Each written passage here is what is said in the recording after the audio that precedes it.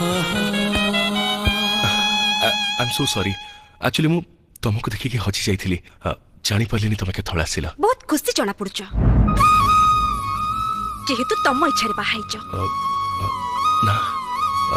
बाहाबा पई मु राजी नथिली किंतु तुमको देखिला पर केमिति जे राजी गेली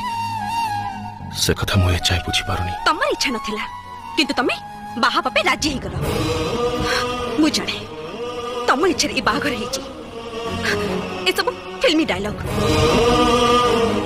मोर किंतु ए बाहागर टिके भी इंटरेस्ट नथिला देखो मनीष बेले बेले जहाँ भावे भगवान ठीक तार उल्टा करती तथापि हमको तांका हिसाब रे बंचिबा को पड़े एमिति बंचिबा को मु पसंद करेनी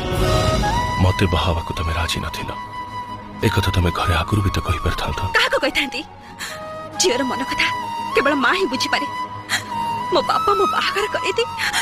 तांको मुंडर बोझ हटै देले ले मो बे बोझ बनी देले तमे मते बाहाइछ बोली मोटो केबे स्वामीर अधिकार आशा करबनी कि मो पर्सनल लाइफ को केबे भी डिस्टर्ब करबनी बस बस बस बस बस बस करबनी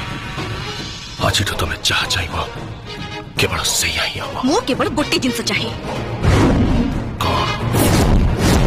divorce divorce divorce divorce divorce divorce divorce